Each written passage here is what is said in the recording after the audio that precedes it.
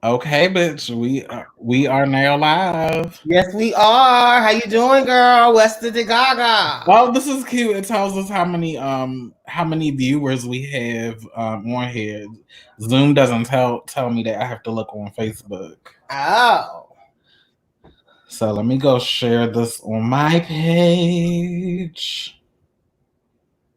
How you doing, girl? West of the Gaga. Well, this is cute. It tells us how many viewers we have on here. I'm interested to see if we get more people at night than we do during the day.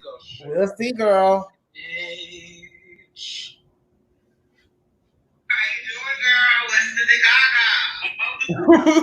Oh, you heard that? I'm hearing it over and over again. Yeah, I done heard it twice now. Okay. We don't have anybody in the room yet, so I'll wait till we get some more people in the room. Of course, girl. Of course, darling. I like this new setup so far, girl. She's kind, as they say. Mm-hmm. And if somebody wants to come in, we might grant y'all access to come in and chime in on some things and really get the shit started. Word. I'm here for the shit. Word. Tell your girlfriend I am your girlfriend. Tell them this is a once in a lifetime exclusive. The Lioness and myself are doing a Quiet Storm edition of Grown Black Trans Women Talk Live.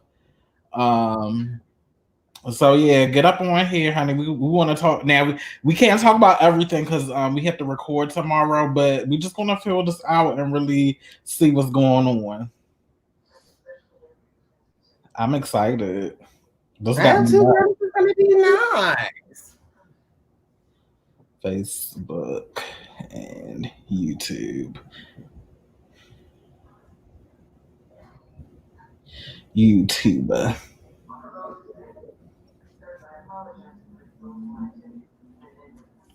The girls together. Okay. Please bear with us. No, we are in our progress as we begin preparing for box number 512 live, Quiet Storm edition. Right. Doing Aeon and the Lioness. We are independent business, so that what that means is we have to promote everything ourselves.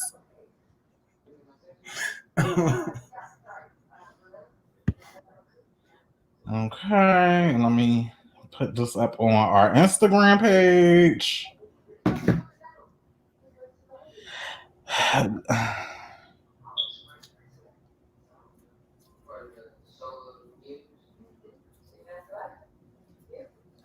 Oh, we got 8 people in the room. Word. We got 8 people in the room.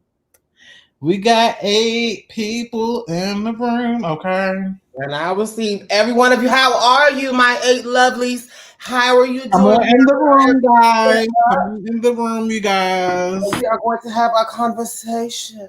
Right. And we are excited, thoroughly excited that you guys tuned in to see us this evening. So you're catching a little of the pre-show. Oh, my Daryl is in the room. Yes. How you doing?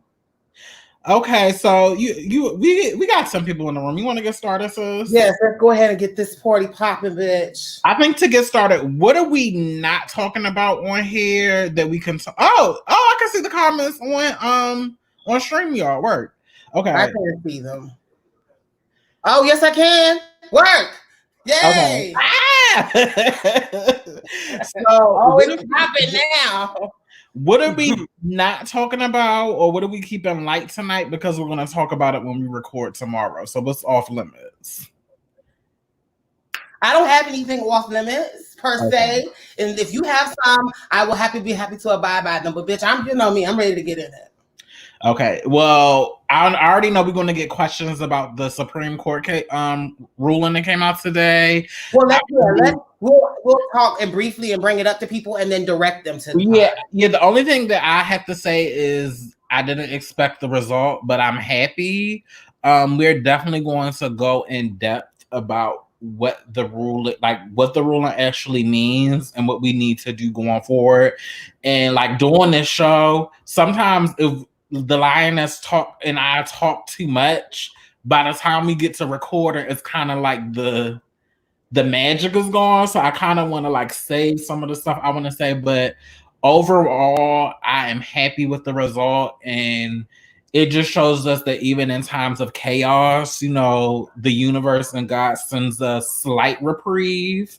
But I'm really happy. I really feel like, you know, among other things, I just feel empowered to move anywhere, work anywhere, and to know that in the event that somebody tries it, bitch, I can sue them. Right. Yeah, you should always be leaning towards, bitch, I might have to sue this bitch. And that's okay. I think we should not fear lawsuits, but I feel empowered. I know for me, I really have been grappling with the idea of, because I don't feel like I'm at a point in life where I'm ready to put roots down somewhere. But I feel like if and when I do put roots down somewhere, it's going to be somewhere south, because I want a home and I don't want to have to overpay for a home. So I've been entertaining the idea of moving south for a little bit. But you have. I have, but just to keep it real, because I'm a girl that knows what it is like to live in a place with certain protections and, you know, other things, I was very aware to the fact that a lot of the privileges that I have being somebody that comes from the North, that I wouldn't necessarily have them in the South. That has kind of kept me away, because I want to know that if I move to a state and if something happens, I have recourse to do this or to do that. And with this ruling, it's just one piece of the puzzle. It's like, oh, if I move to Atlanta and work, or if I move to Nashville, I've been thinking about moving to Nashville. What's in Nashville, girl? I mean, not knocking Nashville. Shout out to my people from Nashville, but that's very specific. No, Nashville is very like up and coming. Like, you know, historically, it's very like capital of the country. But as of recent, I've seen like a lot of Black folks like moving down to Nashville and really like making a life for themselves. And Nashville is really, and you know, with me being married, like, let's be honest, you know, most of the husband material, at least for the girls, honey, is in the South, and it's no shade. So, you know, I'm still entertaining the South. This decision helped to open my mind or soften my heart a little more. I still would need to see some more things, but it's just things like that people that are cis, that they don't have to think about when getting a job. It's like, well, bitch, do they have any protections? Like, you know, that's very much how I looked at the world, and still kind of look at the world, because though we're in the clear as far as employment, we still have housing, we still have education, like we still have other areas that need significant improvement. But this, with all of the pain that we've been experiencing as a community, as in the past couple of days, like this was really, this made me feel really good. What about you? You know what, girl? I feel, so I guess this could maybe be a topic, because I do want to talk about.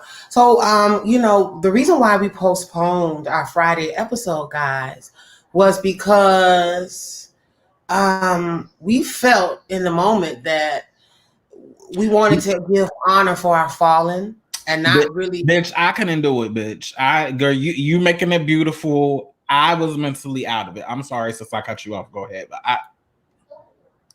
I'm sorry, sis. Go ahead. We were both kind of in a way, and I think we wanted to let it air a minute, because I feel like when times like this happen, everybody's rushing to cover the story, or to, you know, for those of us that are content creators, we constantly have to navigate this line between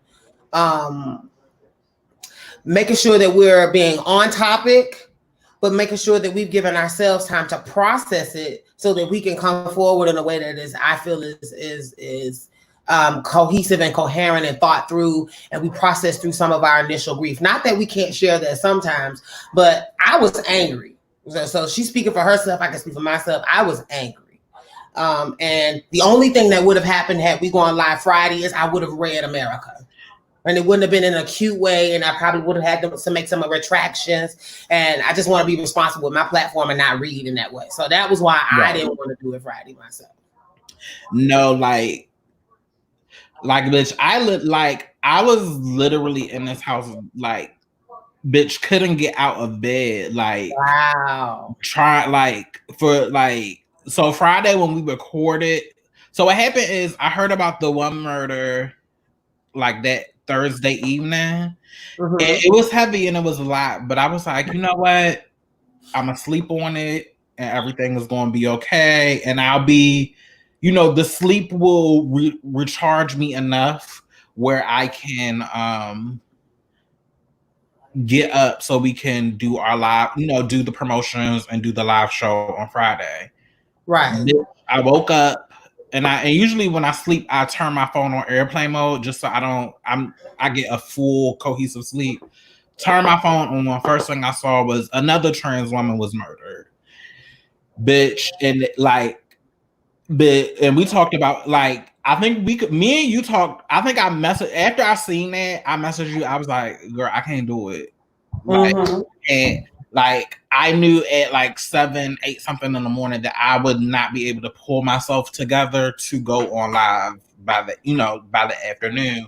And it was just like when the Ayana Dior situation happened, that was like a slap in the face. But when those two murders happened back to back, bitch, it was like a 1-2 punch. And the type of punch where you can hear the air with it was. It took me out, bitch. Right out of your chest. Yeah, it took to the point where you can't even yell out. It took me out. It just took me out, girl. I wasn't because I wasn't girl. I was in a dark place all weekend because it's just we try to be strong and we try to be optimistic, but it hurts every time. And because we're such a small, tight-knit community, you feel the girls, you feel we had that communal kinship with one another. So it was, and specifically with the one lady that was murdered in Philly, I kind of was obsessing over it, and I'm not going to go through the details of what happened, but just recounting what happened, how scared she must have been in that moment when it happened, how alone she just going through and thinking about if my mom, not only if my mom found out that happened to me, but the manner in which that happened, how that would devastate her. And my this shit is real. So I tried to get Friday, was a no-go. I couldn't get out. And I physically felt like I had saddlebags on me. I couldn't, even though I had a full night's sleep, I couldn't get out of bed. Cause it was just for what? Saturday, same shit. Sunday, and I'm gonna apologize to everybody. We were supposed to go live on Sunday, but I ended up, one of my friends, shout out to my baby Martez, he was like, are you going to the march in Boys Town? And you need to come with me. And he got me out of the house and I went to the march in Boys Town, and it was cute or whatever. But Sunday was really the first day that I had got up and I did something. But this weekend was hard, y'all. This is, these are for me, and I know for the Lioness, these are just not shares for likes or we really feel connected to these people because this could be us, right? This could be, this could be us. So it was, in a lot of cases, it's only 1 or 2 degrees separation between us and the people that we know, right? And I personally feel like we're a community that is so intimate, so boutique in the way that we navigate, that when this happens, it ricochets like wildfire, because it's not just that girl, it's her family, her chosen family, her community, the girls that knew her, the people that now have to live in her area and process there's a killer on the loose that no one has found. It's the idea that so many people probably observed. I mean, some of these murders are so gruesome. You mean to tell me nobody heard nothing while he was chopping up a body? Nobody heard nothing while, it's just one of those things. Nobody saw nothing. I just want to just put into the space that I think what is really frightening about it and how it really impacts us is it makes us all realize that we are one encounter with somebody that looks like you, a Black person, that looks like you, somebody that looks like you, walking up to you and taking your whole life away and ruining you, so that when your loved ones and your family see you, they'll see how much you hated us. That is crazy. And I wish that we didn't live in that world, but unfortunately we do. And I think that doing this is a lie and doing this, but you're right. It does get very, very hard to get the strength to continue to almost like grieve openly for people, hoping that somehow if we share how much it hurts, y'all will give a fuck, when I do see that the tide is changing. So I will say that in the last weekend, I've had some wonderful allies. I actually just got off the phone with a beloved family member who hit me up and wanted to, know how they could be of service. And I'm glad we're getting the word out. But as a whole, Black people, we got to do better. We really do. Mm-hmm. We really do. Yeah, but this weekend was really, really hard. It was, and it also was a reminder for me. I won't go in depth for how the situation came up, but it was a reminder for me that, particularly with dating and interacting with men, because I primarily date men, to really make sure that I'm choosing partners that can really sit in the emotion with me and like recognize my vulnerabilities and sit there with me when I'm having my weak moments. Right. Because sometimes we come across, and that I think that's a theme of our podcast, like just relationships and interactions with trans attracted men or trans amorous men. But I've experienced that a lot of them really don't know how to sit in the discomfort of grieving with trans women when they go through experiences, which is very often that we are losing somebody or we are going through some particular hardships. And at least with my experience, I don't feel like there's been a level of care or a level of protection, especially when it comes to these type of issues. Can you explain what you mean when you say you don't believe that there's been a level of care? You talking about in your dating? Yeah, or just like men that I've been in relationship with, and I feel like they are just they're oblivious to my world and how these headlines, so to speak, impact me on a personal level to the point where I can't even get the fuck out of bed. So it's just, and it's hard to communicate it because they don't understand that secondhand terror, because in their lives as well, it's amazing because you think they would be able to understand, because Black men understand what it is to live in terror, but it's almost like they refuse to understand how it is important that you as a mate or a potential mate or someone that's supposed to at least be a guard, even if it's just an ally or a friend, it's amazing to know that the people that are supposed to be your guard would not even get why you would be upset, and maybe not even would even get why you need them to step up, because I need you to know that this is important, because I'm terrified of what this means for my real life, and it's getting worse, and it happens over and over again. So we need our spouses and our supporters and our allies to really be like, okay, y'all, we see you, and we're not finna let it go down on my block. Like I was saying on my live with Toya, like we need our allies to now step up and be aggressively protected. Yeah, keyword in the neighborhood and getting hurt. You know what I mean? Right. Yeah, keyword is like for instance, in my situation, I text you that this happened and I'm scared and I'm sad, and I don't hear from you. Like I don't get a immediate reply text like within 8 to 10 hours. To me, that's a problem. Yeah. That's a problem, because it's like I'm being vulnerable with you. I'm scared. I'm like, in this point, I'm giving you the space to step up into, do what men do. At whatever level it is that you can do it at. Like I'm giving you the space to do that, and it's just like crickets. And you know what? Maybe that speaks to the individual capacity of the young man you're talking about, because You know, everybody doesn't have the emotional intelligence to be able to empathize. Some people just don't have that, and I've realized that I no longer want to force people to be people that they're not. Like, right. And when I realize that you're not someone that can truly unget it, I'm not finna beat myself over the head trying to get you to get it. Like, if you gotta, even that's even bigger than relationships. Like in life, like if you don't like trans people, you can go fly a kite. Right. I really am good. Like, I'm good on trying to make anybody be okay with it. If you're not okay, you're not okay. Right. Well, all I ask is that you leave me the fuck alone. Period. Right. Yeah, I think for me now it's to the point like you were just severely emotionally like detached, and like now I'm in a space where I'm open to the possibility of you not being a romantic partner in that way. And I think I'm okay with that now, but it's just like we had a conversation today and I'm like, so like, are you like, how are you feeling? Cause you know, I'm like, how are you feeling? And he was like, oh, I'm just surviving.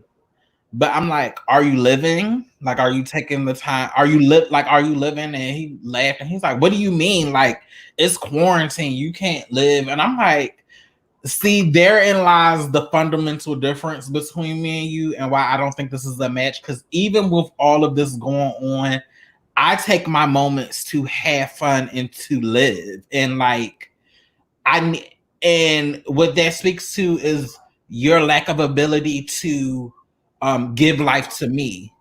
Like that's what I'm looking for. I want you to give life to me. Even in the dark and scary moments, I still need that life. I still need that joy. And I've been having a lot of like revelations, like we're not on the same timelines. And it's okay that we're not on the same. And I'm not going, and I'm no longer going to force the timeline because it's just like we're not even years. It's like generational differences that me being soft and being understand, like I could give you a head start and you would never be able to catch up to what you need to be given. So yeah. I feel you. I don't know. Yeah. I think that self-awareness is important. Just knowing when to say when and sticking to that and remembering that you don't have to keep compromising. Right. And I think now I'm in the space where I'm not giving like damsel in distress kind. Like it's just like, oh, I'm really the adult in the situation and you're the child. Okay. Like I thought you were an adult with the emotional issues, but you're really still a child. And this is like, ooh, no. Oh no. We have a comment. I think it's the from Aaron Ainsley. Let me put it up. I think it's the vulnerability piece. Can they allow themselves to be vulnerable and opaque with us? I can only speak for me. I think with me and my interactions with men, at least within the past couple of years, I think to some points, even when I really want to be in a relationship with the individual, I kind of overextend myself to let guys know that, you know, I am a vulnerable space. I am a vulnerable place. But if somebody has that emotional block up, they're just not going to open up to you. That part. And there's nothing you can do to make them. Nothing you can do. And I want to say, so it says, can they allow themselves to be vulnerable and opaque with us? I feel like you can't be both. One is the contradiction to the other. So then, like, a part of the problem is that men want to remain opaque while pretending that they're being vulnerable, and we're being told we're crazy for not buying the illusion. Like, if you see that I'm interested in you, and then I've gone, and I'm well, now we can talk later about overextending. We can talk later about that, but that's not. But he can see that you're making an effort, a genuine effort, and you're not even trying. Well, then, you know, I feel like, and he's not, and he's saying, I want to be in your life, and he's being vulnerable to a point, but he's not quite letting you in emotionally to the place where y'all feel like you are actually building something. And I feel like they want that is a paradigm that men often fall in, is how to be as opaque as possible with this woman, get her to like me, reel her in without really confirming anything about my real life and pretending to be vulnerable and concerned about her. But I can't really be fully vulnerable because I'm being opaque. So that means there's a wall. And I see the wall, and you trying to tell me there's no wall, and I see the fucking wall, nigga. Right. Not only do I see it, I'm physically experiencing the wall. Like my breasts, my nipples, bitch, are against the concrete blocks, bitch. And they hurt. And I just took Moans, bitch. So they really sensitive, bitch. Rubbing like ow. It's like, oh my God. Come on, Fresh Moan. Can you tear the wall down, please, Miss Thing? Tear it down. Please, they are worn out. I am burning with sensitivity. I am eating up. This wall is wearing me down. Right. Yes, I'm trying to love you, and it's like it's so cold and hard and brittle and abrasive, and like you're not doing anything but just being a wall, but you're standing there and not moving out of my life so I can be free to continue forward. Is why you're a wall, because you're not offering me anything but a barrier, a block holding me stagnant. Right. So yes, thank you for the question, Aaron Ensley. Thank you. And guys, this is the Box Number 512 Live after show for our podcast, which airs every Friday. And usually we do our after show on Fridays because we want to kind of talk about the episode and unpack what we discussed. But we just, like I said, as we said, for those of you come in later, we postponed the podcast because we wanted to honor our fallen, and we were both kind of over it. So this is an interactive podcast. And we need you guys to not only like, follow, and subscribe and share and all that jazz, but we also would love it if you could participate in the conversation, because what we essentially knew was that our podcast was going to spark conversation and have people wanting to ask questions. And we wanted to have a place where we could visually interact with our audience and kind of, and and I think we developed our own live audience at this point. So please comment. We want to engage. We would love it for you to engage. Yeah, and this is very grassroots, so we are really starting from scratch, like cultivating our audience and developing our audience, and it's really been a fun process because like I said, everything is super organic at this point.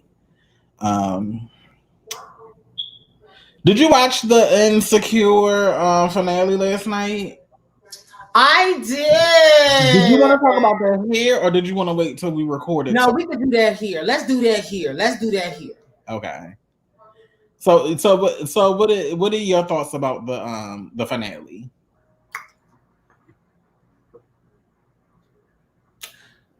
I am excited that it looks like people are moving towards behaving maturely, and here's why.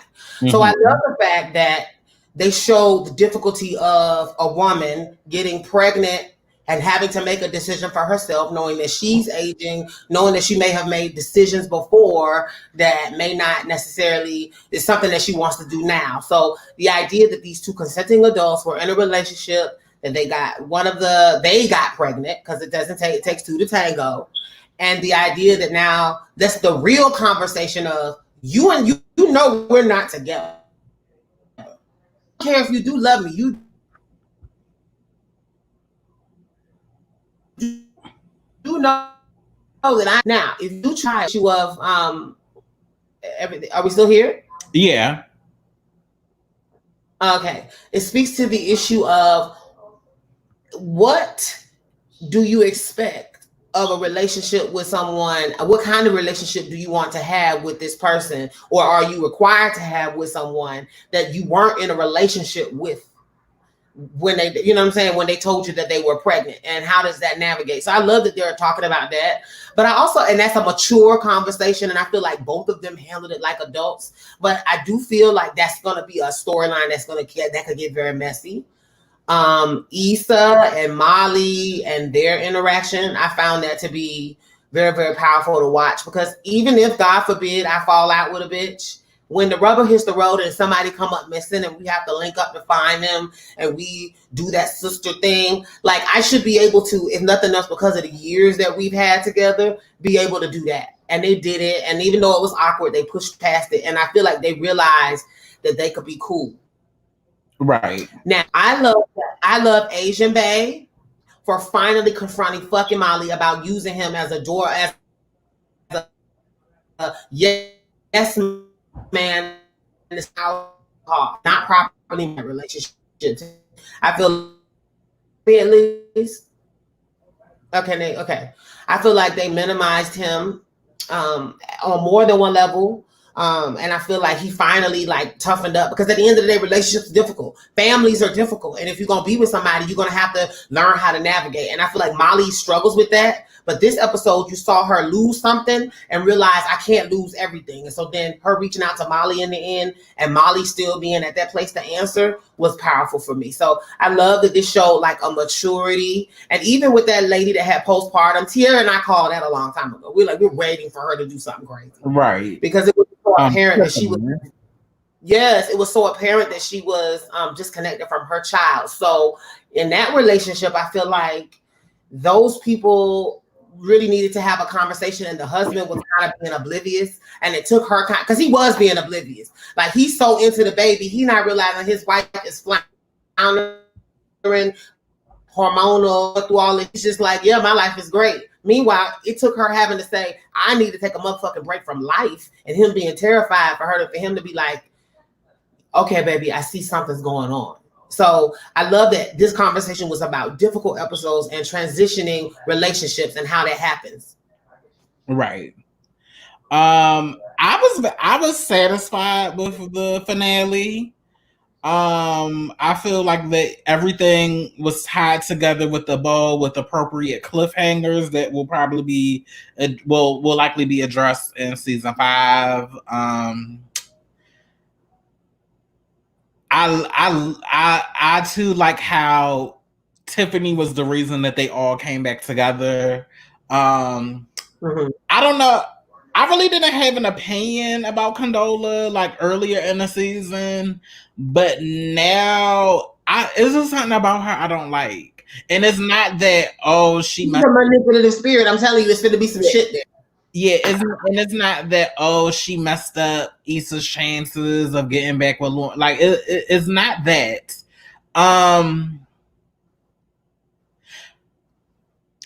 You know, because I have the privilege of being in proximity to a lot of cis Black women, and I'm privy to a lot of cis Black women in the house. Yeah, because I'm privy to a lot of conversations, and I wrote a status about this last night. I think Condola is playing a game that will end up backfiring on her through how her child will likely feel like once her child is here. And even if Lawrence steps up to be a good guy, Lawrence is always going to resent Condola, because this is like, you see, this is so layered and this is so complex, right? I want to preface this with, sometimes I wish that abortion wasn't so stigmatized and demonized, because and as somebody that does not get abortions, I don't have a judgment either way. But sometimes I feel like people do stuff. People have children to link them to people that they don't necessarily have to be linked to. If abortions are so stigmatized and politicized.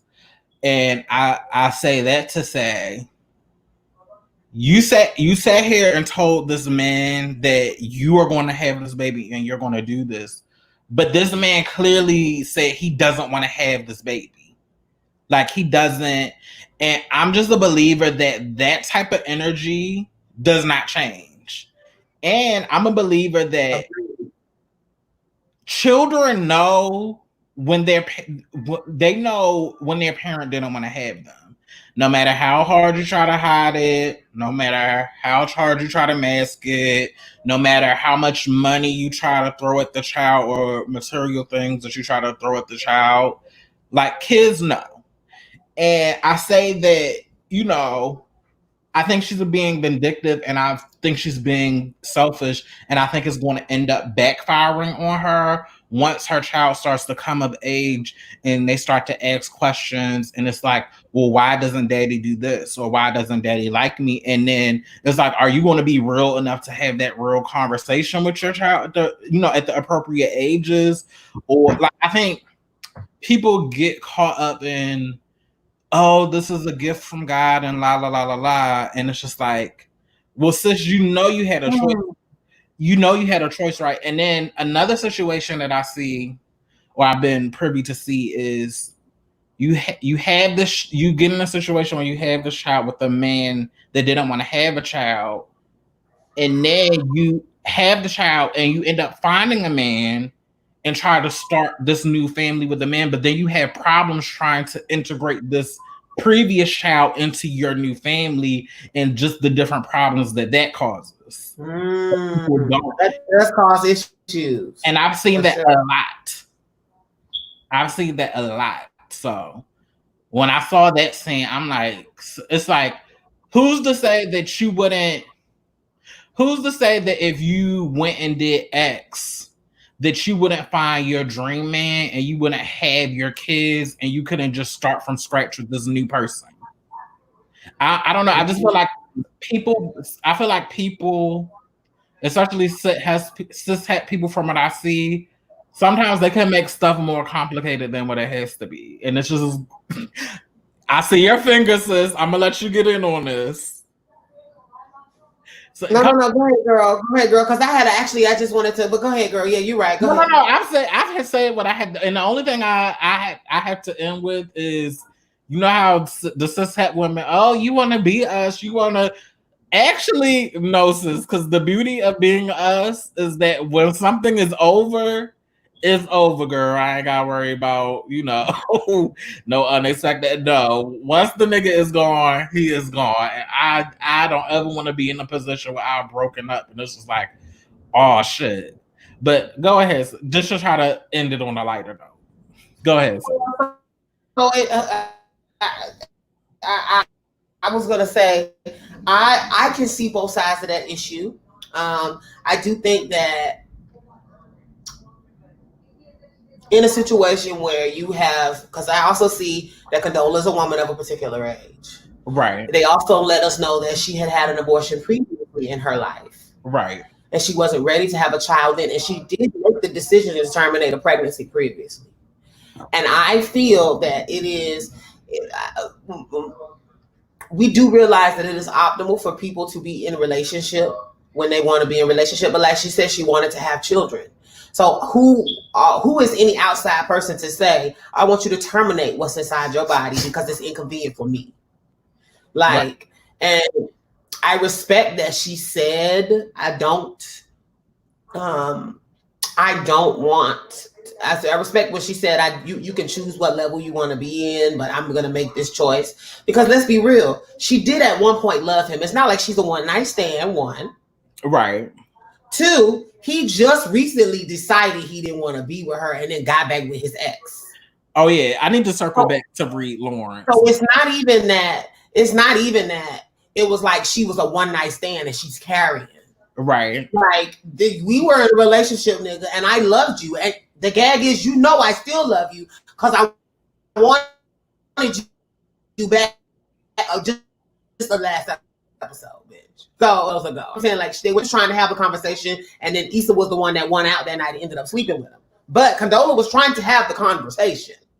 And I feel like I'm grateful that she came in the way she did, because I think it is an example for women to really see who have been in that situation. I'm not trying to trap nobody, but nigga, we were having unprotected sex. Right. And this goes back to my point with Lawrence, who is a representation of some.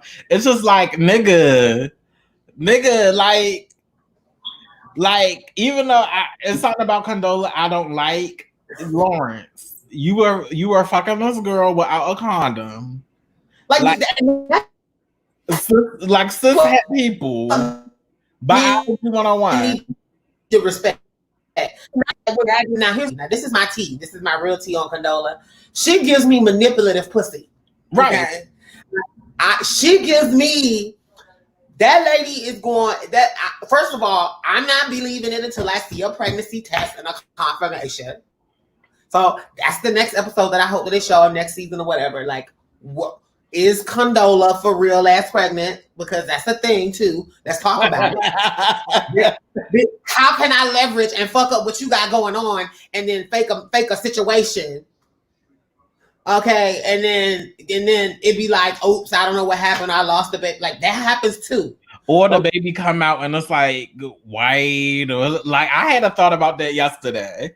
What if they take us all the way through season 5 and then she has the baby and it's like a child, and their relationship is gonna go through hell this next season. See, it's so many levels to that, so I don't want to presume, but I will say, from Lawrence's point of view, I have to respect that man for just being open and saying it, because I feel like he could have played the simp card and like left the woman that he feels like is his soulmate and like just was totally like, all right, Condola, we're gonna do this. You know what I'm saying? And I feel like she was given, that's what she was hoping would happen. so girl, I feel like this girl, like this is kind of like, I'm interested to see how they play this. But if she does end up having his child for real, I would love to show them to show a healthy, like, how can that look for, because she was with him before, so it's not like I don't know you a good nigga, okay? And I'm with you after. And what does it look like to be able to stand by a king that happens to be in a situation? Girl, girl, we kind of got that on the game, girl. I don't want to, bitch. No, I'm not, bitch. I ain't saying about shit, bitch. You raise your child, and I'm going with the light skinned nigga with the green eyes, bitch. Fuck all that. The one that's bipolar, no shade, not you know, we have to acknowledge, girl, as long as that's all he knew. And that's all he knew. His medication thing, girl. No, she loves him though. That's different. Love, I do believe that if you love somebody and you were in a situation where she's not like he cheated on her to have this baby. No, girl, but that's a lie. Girl, that's a lie. And they're back together. That's a lie. That's a lie, girl. If she can forgive her cheating, she can forgive this baby. Because it's not like the baby was made in a situation where but girl, it's gonna be the game situation. Like, yeah, he being honest, but those intimate times where they as mom and dad have to come together for the baby shower, for the child's birth, you having to go at the drop of the dime when she needs something for the baby. But that shit hurts. That shit hurts. That shit is going to be awkward, and that's going to be uncomfortable. And I just know I couldn't do, like, I would just be like, I don't care if you get back with her. Go be there for your infant child. And if I'm still around when the child hit like 6 or 7 or some shit, that, like, for me, that would be too much. That would be too much. You would want that to settle, because you know how crazy that's gonna be. Like, right, you can't want to be a part of this child's life in the beginning, right? You can't be like, you can't predict it. Like, you just can't. Like, shit is just gonna happen how it's gonna happen.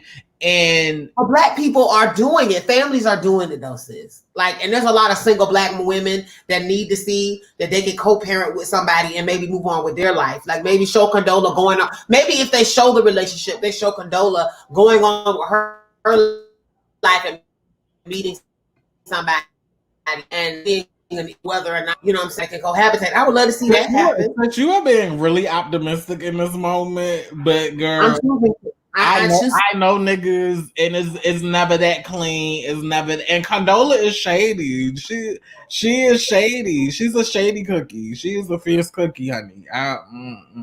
Girl, Issa, go get your life with what's his name? What's old boy name? I don't know. I refuse to say it. I'm about to say Clint. Team Lawrence. Yeah, I want to know where it says. You know, timelines, bitch. Timelines. Maybe this is not the right configuration for them to be together. Like, go raise your child. Go have your, and like, that takes a strong bitch that's going to say, I'm personally signing up to be the backseat or to be second string, bitch. And as a why is that a backseat though? It is because in my mind, your child should come first. I'm not even talking about Condola. I'm talking about you're a first time dad, your child. In my mind, your child should come first. And as a Black trans woman, I'm already second, third, fourth, fifth string. Bitch, I'm not coming behind no child. No infant child. I'm just not doing it. Bitch, I'm not. I can't do it. I can't do it. And I'm an only child, so I require lots of attention. I require, like, my inner child requires lots of attention. So I would be jealous of the baby, and I'm just keeping it the fuck real. So in order to prevent me saying some flip shit, I'm just gonna remove myself from this situation. I don't even know how to process this. Huh? I don't know how to process that. I think we should move on. You talking about you'll be jealous of the baby, girl? That's so crazy. Yes, bitch. I would be jealous because I know in my mind, your child should come first. And I think it takes a mature seasoned woman to be like, oh, I understand your situation. Go ahead. Me, I'm not her. And I'm just keeping it real. I need to come first. So I feel like I was always gonna be a mom. Trans woman, I was willing to like take a moment and be like, okay, maybe I'll date a guy that has children or that I could, that is in a responsible relationship with his baby mama. I was willing to do that. But see, now listen, you're also talking to the girl though. I can't do that. Listen. I'm not advocating for it like that because my story that I'm about to tell is I dated a guy and like he told me he had a child. Okay. And that him and his baby mama was good. And then the story back 30 months and we found out it was 7 children. And and I didn't walk away. You know what he did? Stole all my belongings and went on about his merry way. And so the moral of that story is, bitch, maybe you're right. Maybe you need to like be able to maybe you need to be able, but I truly believe that you gotta like give people a chance because she loved him. And I don't want to discredit that. Like I feel like there are situations. No, but sometimes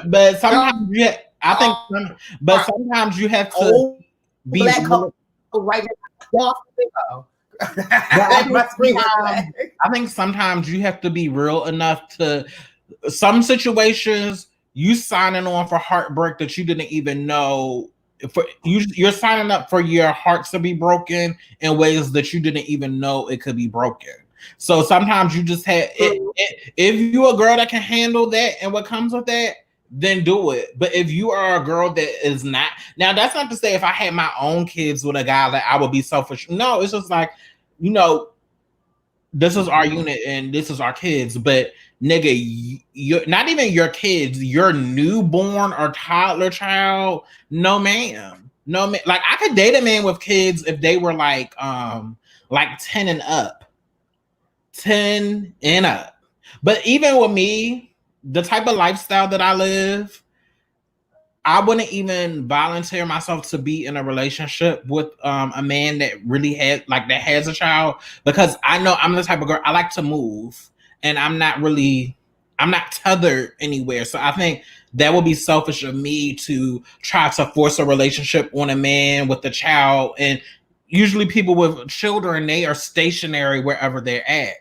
And that would be selfish of me to force a relationship with them, knowing in the back of my mind, it's like, well, bitch, in a couple of years, girl, I'm gonna be ready to hit it and move. So like, because I live a lifestyle where I can just pick up and go as I please, and I don't feel like stopping at anytime soon. So the kids thing with me is a little bit. I haven't found a place where I want to put roots at. You're not the only woman that I know that is successful that says I have this lifestyle where I can just pick up and move and I can just pick up and leave. But you want to be in a relationship with somebody that has a job, an established life, a house, a car, that has business about himself, that may have to go to work every day. But you want to be able to drop whatever he's doing to be a part of your life.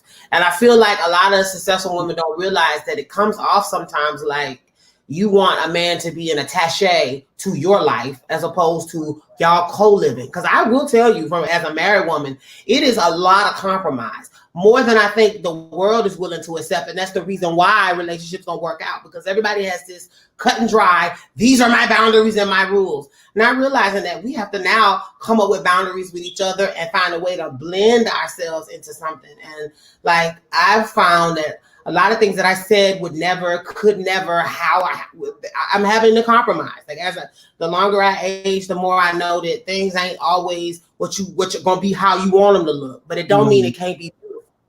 And I feel like you gotta open up space for a man to not be perfect, because what I'm hearing essentially is you can't have kids, you can't have this, you can't no. I'm not saying that you cannot have kids. No, I'm not saying that just you. I'm saying in general, I feel like the messaging from a lot of successful Black women, it almost is like, I need somebody to be in my life. And it's like, wait, sis, like, isn't it supposed to be like that y'all are complementing each other and walking together in a joint life? And might that mean that your life has to change?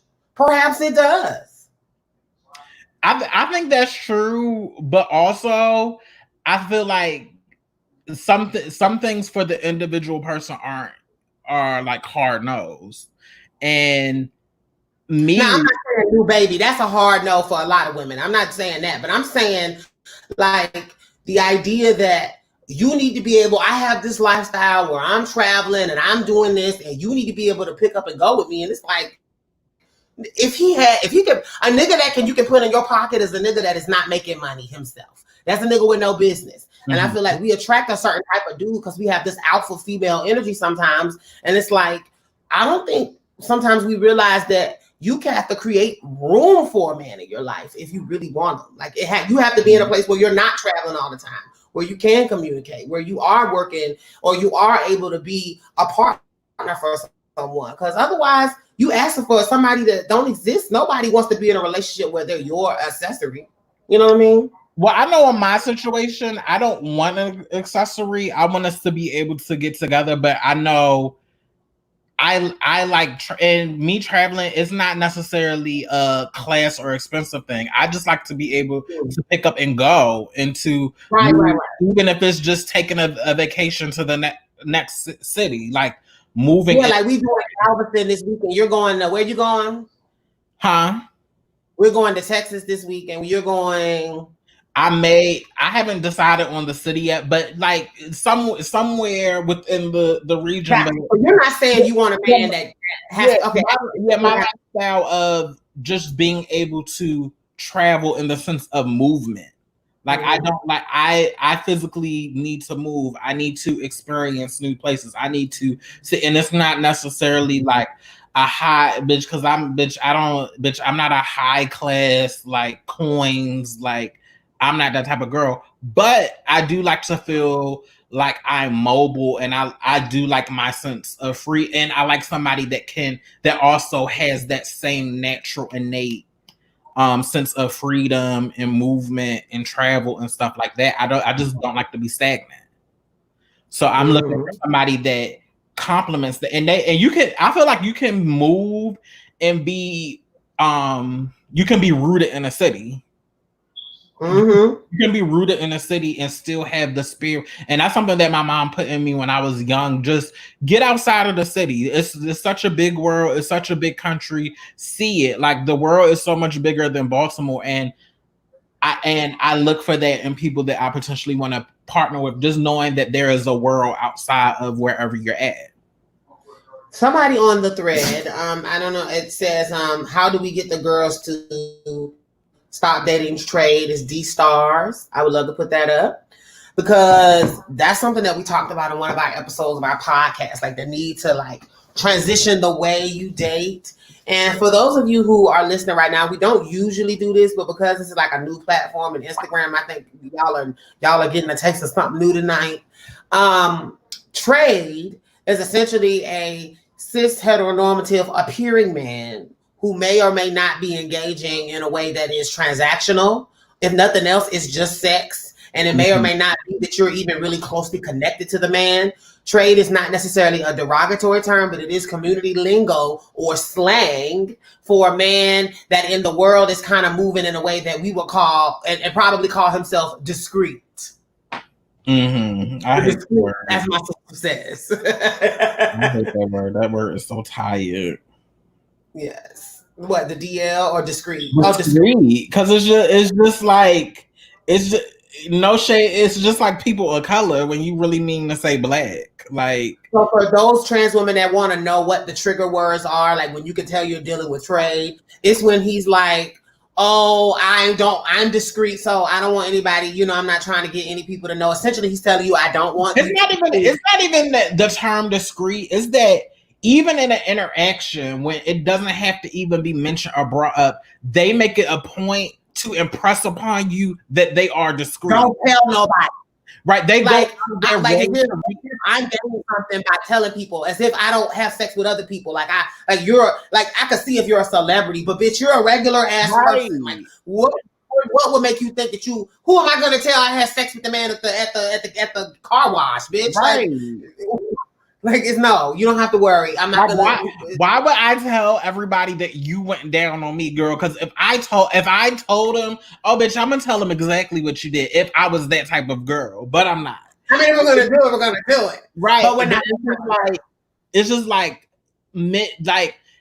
it's kind of like how, like with racism, like how when you talk about white privilege, like how even a poor, like homeless white man still has like the power and authority to call you a nigga.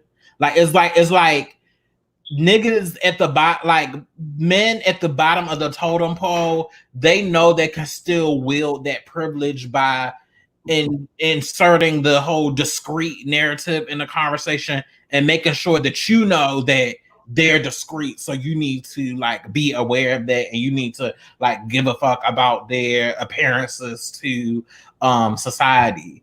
Fuck y'all. I really don't like. I'm not a girl that believes in outing girls, but I'm also outing men. But I'm also not here to protect men as well, because y'all don't protect us. Y'all don't protect us. Real, like when a lot of men don't realize is you're inherently telling me that something about myself is shameful or embarrassing. Right. Or it would be like how white men would treat black women back in the day. Like, I don't want people to know I'm dating a nigger bitch. Like, what you're essentially saying when you look at a trans person and you say, oh, who you told? Is anybody going to be over there? No. It's like, what you're essentially doing is you're telling her that there's something about her that you're ashamed of other people that are discovering. And I feel like, how do we get the girls to stop dating trade? Well, we as a community have to get to the place where we see ourselves as worthy of someone that prefers trans women.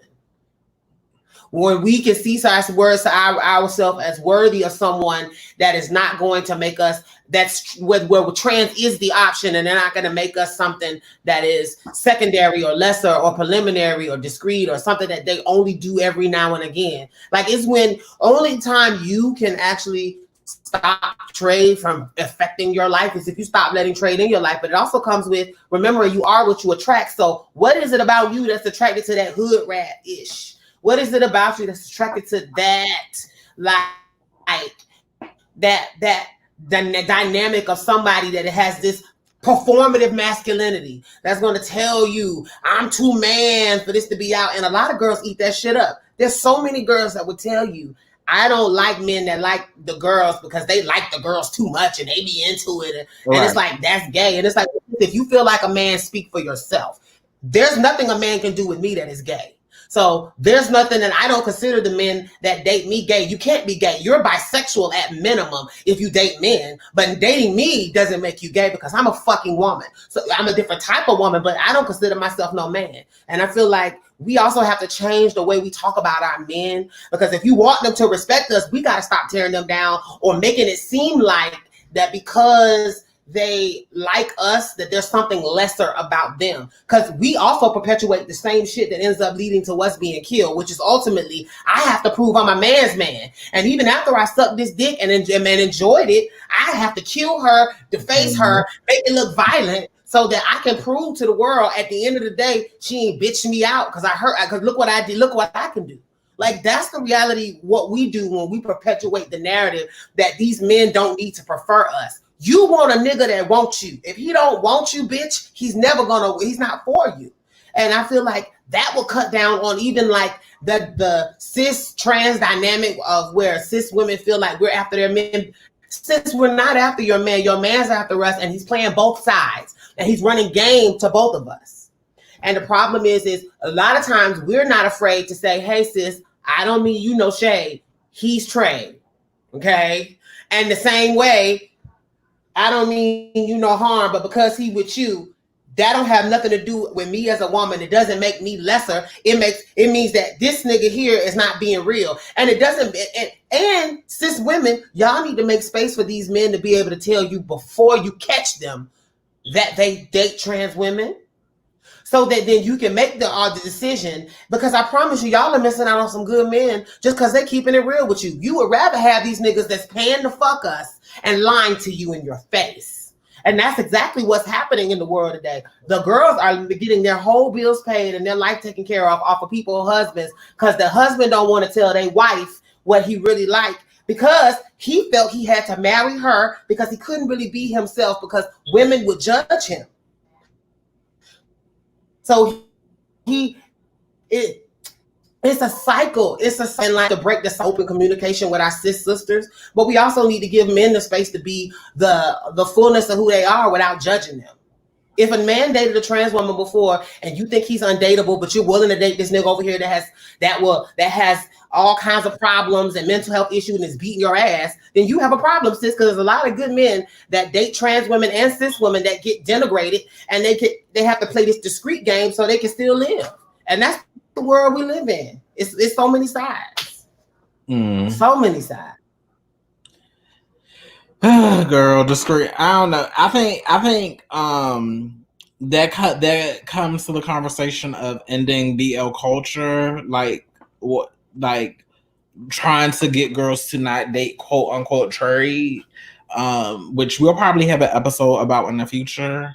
But ultimately it comes down to you not hating your transness and making better choices because you're operating in like love of yourself as a trans person. And once you do that, love isn't you're gonna make a decision that's not right. Right. And once you do that, like words will start to mean things and actions will start to mean things, and then you'll be able to move accordingly. But I just like that whole DL discreet thing, like to me, it's like an energy. It's like an energy that these men are trying to force on us. And I just don't want, I have no desire to have that on me. I just think it's no like, to be honest, to me, it's disgusting to me. And I just feel like it doesn't serve me in my journey and where I'm trying to move to. And I don't know, it's dangerous. And I just don't, it's like, if you're that invested in performing your straightness, then you don't need to be somebody that needs to be associated with me. But the hard part about it is like, men go out of their way to like put themselves in your presence so they can try you. Like even when you try to be on the up and up and be positive, like niggas always continue to test you or always continue to try you because, you know, it's like they think we're weak and they think we're only supposed to be there to be of service to them. But it's no shade. I just have no sympathy for them. With the life that we live and all the things that we go through, it's either for me, it's like you either going to stand out in the light with me or I'm going to bitch you out in the dark. Like, make your choice. But you know, I just don't have time to entertain the foolishness. I don't. But girl, what? I'm serious. No, if you come at me with the discreet energy, that instantly cancels you out of the dating options for me. Now, bitch, you know I'm a girl. So very much. Oh, you want to be mysterious? Okay, right. I'm gonna show you. So let's play a mysterious. Let's do it. Right. Let's play mysterious. So I'm still like, if I'm here for the shit, I'm still going to have you, but everything is going to be on my terms. And if I feel like letting you get your nut, you might get it, but I'm getting mine first, and you can get the fuck out of my apartment. And it's no. If you're coming in and you're discreet, it's no really. I'm not going to overextend myself for you to get to know me as a person, and you want me to tell you all these deep, intimate, and personal things about me, about what I do for a living, and who, because you already made it crystal clear that you are discreet and that our interactions will never be like real interactions. Like you only want me to be the in the closet bitch. So because of that, you don't get the privilege to know me as a, because to know certain stuff about me, that's a privilege, and that's a privilege I only get to people that wouldn't disrespect me in public or people that view me as a human.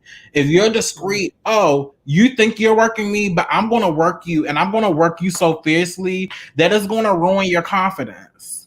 It's going to ruin your confidence, and you're going to gag. And and I'm a Sagittarius, so I can be ice cold, bitch. Like I can do some shit that I have your ass crying, going home to. Matter of fact, bitch, just a couple of days ago, met a nigga, total slime ball, but hey, a girl has once, and I don't have to give details. But bitch, I worked him so fiercely that after I was finished, I started giving psychotic kind, and I was like, I have to go, and you have to, and he was like, so. We can't. No, get out. I had my fun. Since you're discreet, you can get out. And for me, that's what works for me. It's just like sometimes I feel with those type of niggas, you have to reverse the energy back to them, because when you do that whole discreet DL thing, you're trying to push this energy onto me. So I'm going to serve you and flip that energy back onto you, bitch. But anyway. So you put them around and send them home, girl. Yes, ma'am. That's why I was dancing, bitch. I was like, come on, trans power. No, he gagged so hard that he was just trying to do little things to assert his dominance. Like he was like, so you not gonna let me brush my hair? Like, can I use your brush? No, like why would I? No, I don't have no brush. Oh, can I use a comb? No. I know what you're trying to reassert dominance, because you kind of want to feel like I care about you, and you don't want to feel played. Let me unlock the door and open the door so you know that it's real. Get out, discreet man. And I feel like once we start taking our power and putting these niggas in a position, because it's just like this mindfuck thing. Niggas know that they really don't want to be with us, and they don't see us as human, but they want that intimacy and that softness and that healing power of us, and they want to make us feel like this girlfriend boyfriend experience to make them feel comfortable, to make them feel less guilty. But no, bitch, you want to be treated like. Let's talk about that. The idea that these men are not just seeking us for sex, but they enjoy our company. They do. And they enjoy it. That's why, no shade, that's why when I give them that aggressive energy like a nigga, it throws them off. It's like, sweetie, I can play your game better than you, and you will gag. So let's play. Now for the up here, so it says, I won't date any man who has interacted with the penis. It's my personal choice. It has nothing to do with your validation. And I agree. I don't think there's anything to dispute there.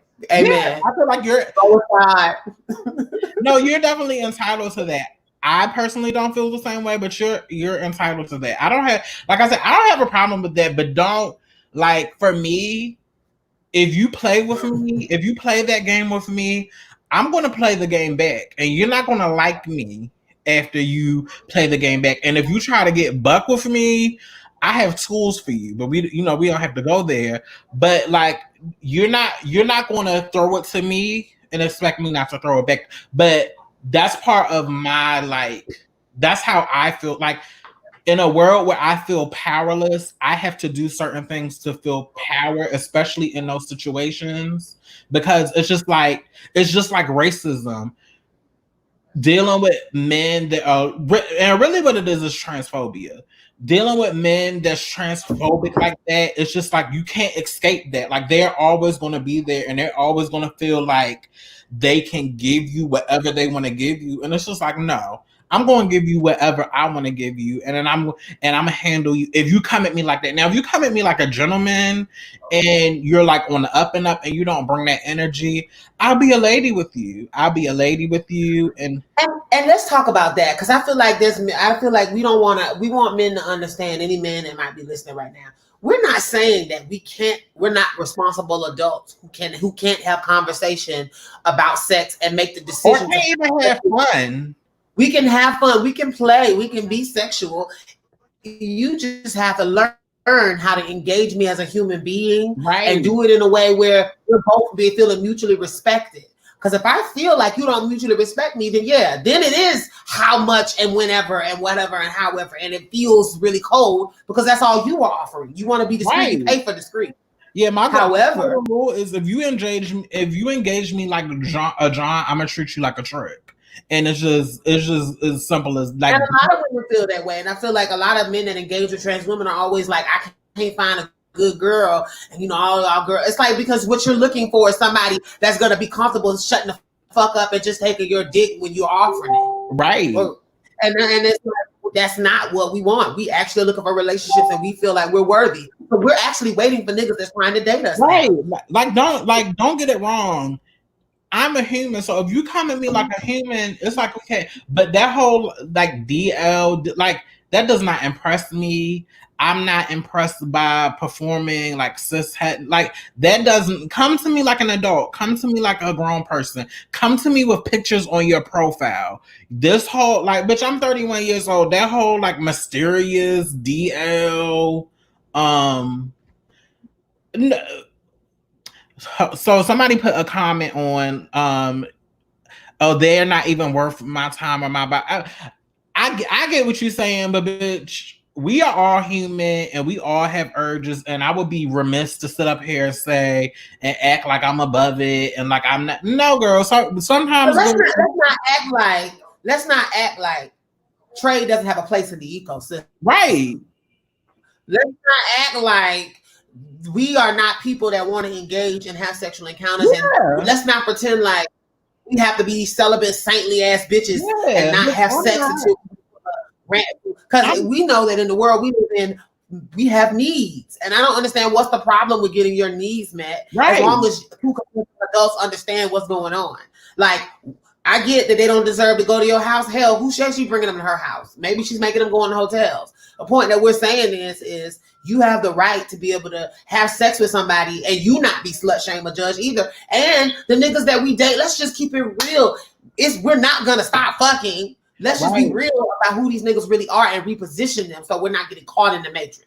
Right. Like my thing is, like I said, you don't not have to interact with them. It's the manner in which you interact with them, especially if it's sex. Like if you come in with that discreet stuff, I need to know off bat that everything I like to do is going down. And you might not know it, but in my head, it's like, well, girl, after I have my fun, girl, we gonna scoot you up out of here. But I think it's unrealistic to act like if you carry yourself with this, level of esteem and you hold your head up high and you're so visualized that you're just not going to meet these type of men. That's just not realistic because they are overwhelmingly in the pool of men that we unfortunately have to deal with as trans women.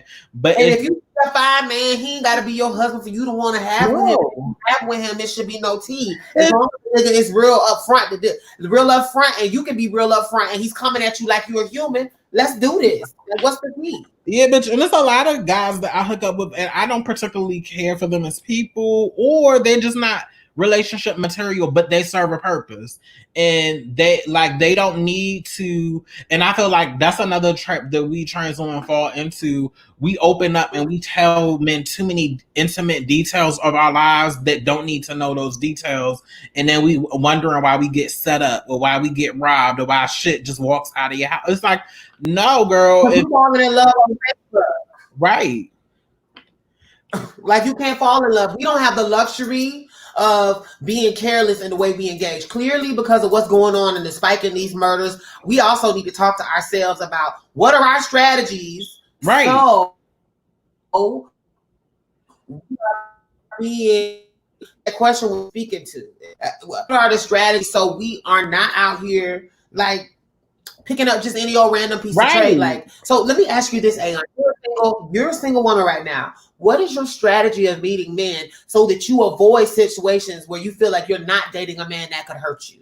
because you're still actively dating and you do have sex as a single woman. So like, what is your strategy for safety? Well, and for like vetting. Yeah, well, that's the thing. Vetting. I have a vetting process. So I'm just very like I ask questions. One, if you are just reluctant to show pictures or like you're trying to do things and like being very mysterious, that is an automatic shot for me. I was just like, Black, I don't have time for that. And then it goes to like at the end of the day, I prefer to connect with real people that got a good head on their shoulder. So if you're giving me your number in the first message, that's a chop for me because it's just like I don't want somebody that's easy. If you give them your number to me. So if he give you the number in the first message, it's a chop. Like that's that. Now see, sis, that's deep. No. Not like we were just like if you're just giving your number, like you're just giving me your whole life story and your number in the first message, or your number is in your profile. Like it's just like, oh yeah, the dudes that look like they're running ads, right? I kind of want to feel like you have some like qualms about you, like you're careful, like I'm careful. Like I don't know. It's just like I can't really break it down. It's just a science. It's just. If I have a gut feeling that something's not right, or that's the thing, though, girl. It's like you have a gut, and it's so far it has worked for you, and every girl likes to believe she has the gut. But trans murders are still happening, and it's like, what are the ways that we as a community can like be safer in the way we're doing? Well, I feel like some of the murders it's like it's an abusive relationship component, and I really can't speak to that because I really haven't been in a abusive like relationship or like fighting with my lover or my partner. That's not a characteristic of my interactions with men. Like I just don't like you know, because of the life I lead, I don't like those unpredictable traits in a man, like where he's just flying off a handle or yelling or like that, because I'm not about to sit here and argue with a grown man, especially arguing with somebody in a house that I pay the bills in. I'm just like, that's just not a feature of my relationship. So I really think it's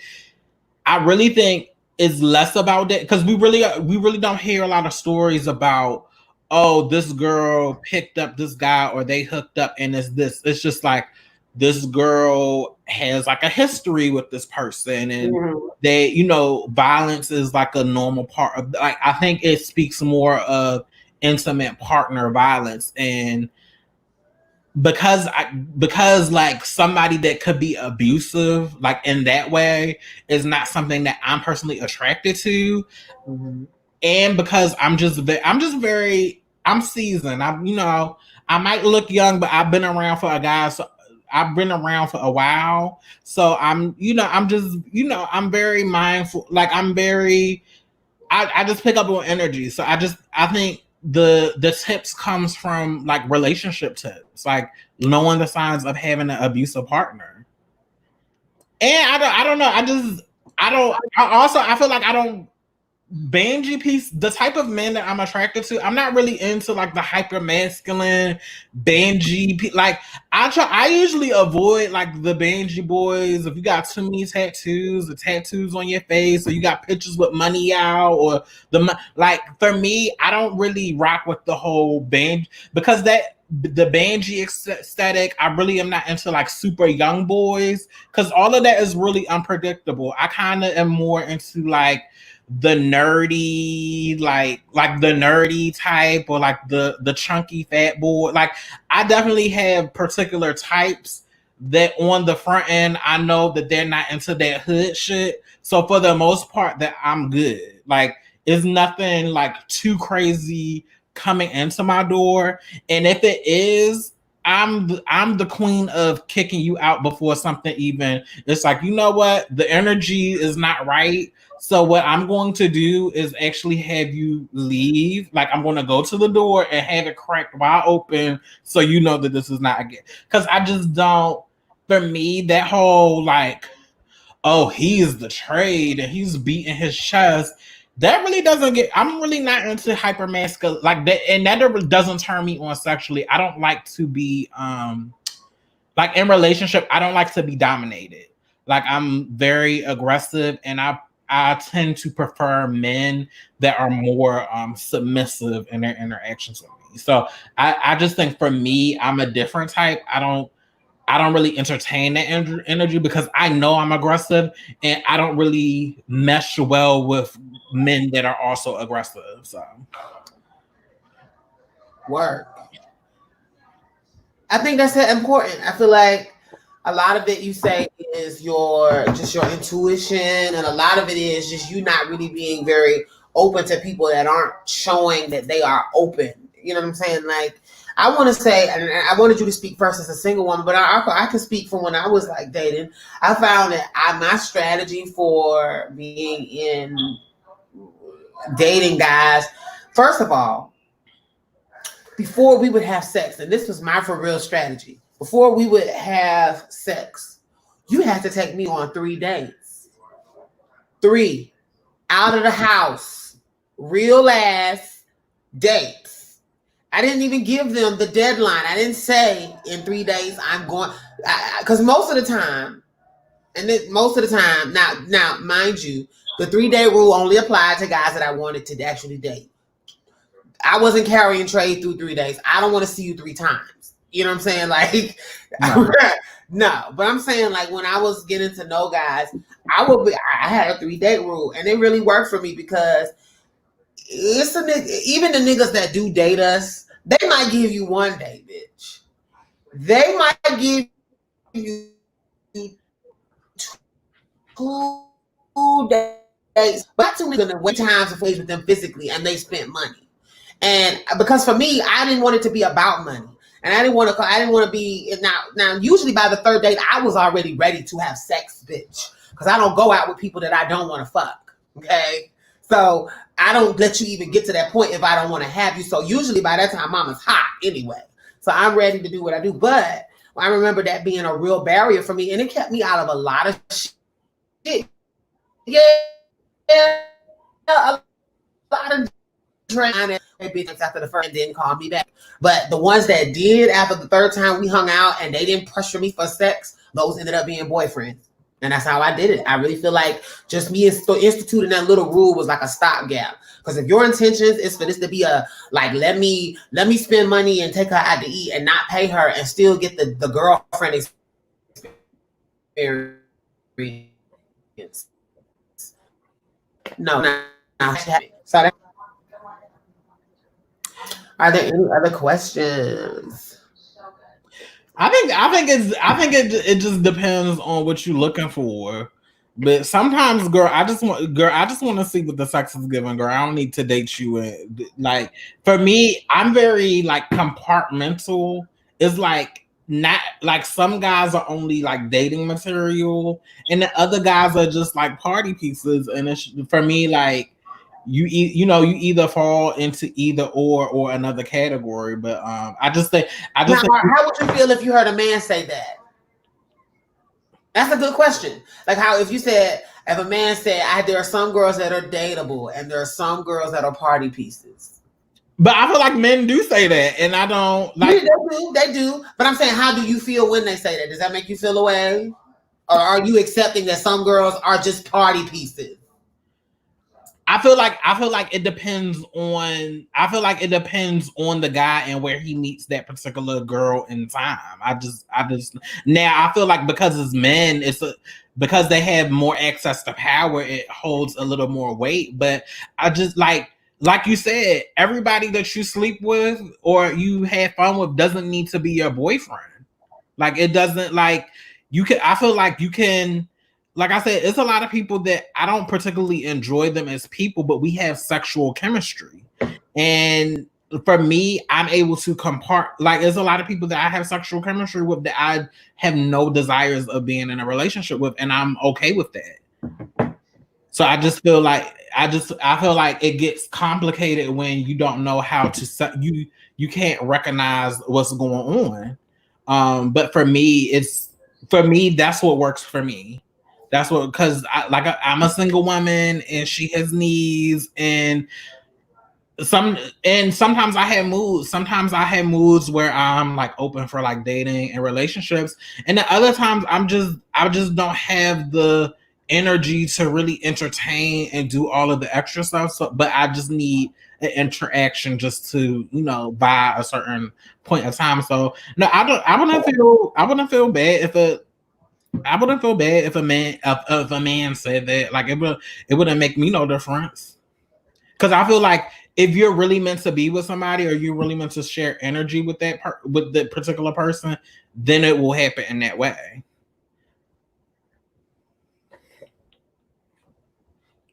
But I just don't want to. I just don't. Yeah, I never want to get on. I'm a prude. I think that's dope. I think that's a dope way to look at it.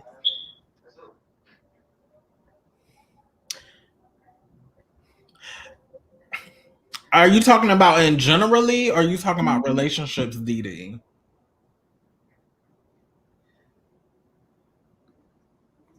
Are you talking about generally or relationship? No, but I feel that same way too. I'm not. I don't want to talk to a guy and your number is just plastered on the headline of your profile, because it's just like, why is it that okay that many people have access to you? Like that's crazy. So like just anybody can just like pick up your, and also that's another thing I don't like on these apps, where men that you haven't even had a like introductory conversation with, they're like video calling you and you don't even know them from a can. I'm the girl that don't like talking on the phone anyway. So if you're a stranger, bitch, I'm hitting the red phone button, bitch. Like for me to want to talk to you, bitch, on the phone, I have to be in deep relationship with you, whether that be romantic or friendship. I just don't talk to anybody on the phone because I really don't like talking on the phone like that. But don't call me out the blue, bitch. I'm not that girl. We have to be in relationship to for me to want to answer the phone for you. But any more questions? Because we're about to go on an hour and a half, and I'm slightly warm. But this was cute.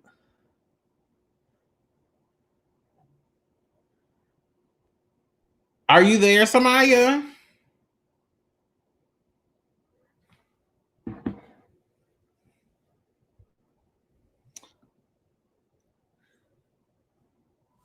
Lioness, I'm going to remove you from the stream and bring you back in.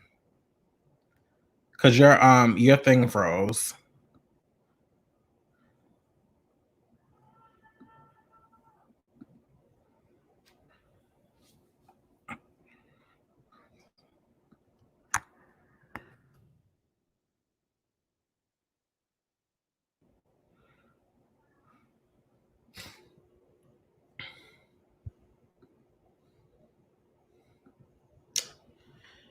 I just tried to bring her back in.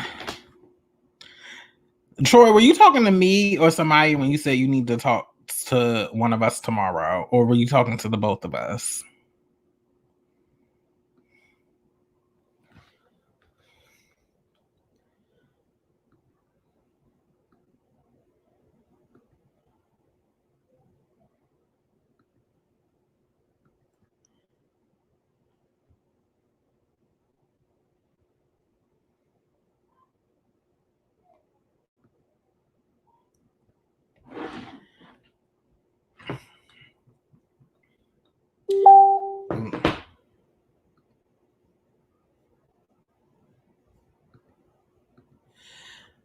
We're having slight technical difficulties.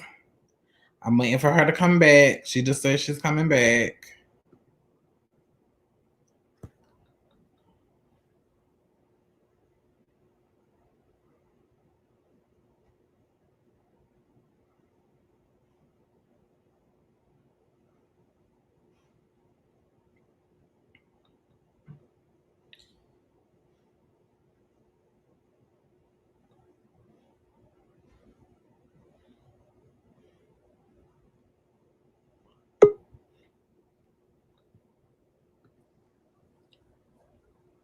Matt, can you hear me? Yeah. All right. No, but I was just about to say that I think we can, because we about to hit an hour and a half. So I think we can end it here. Yeah. We thank all of you guys. So before we leave, we thank all of you guys for coming on. Go ahead. And we wanted you guys to know that tonight is usually we do this on Fridays. Black Grown Trans Woman Talk live after show on Fridays, and we do it, and our podcast airs on all podcast platforms.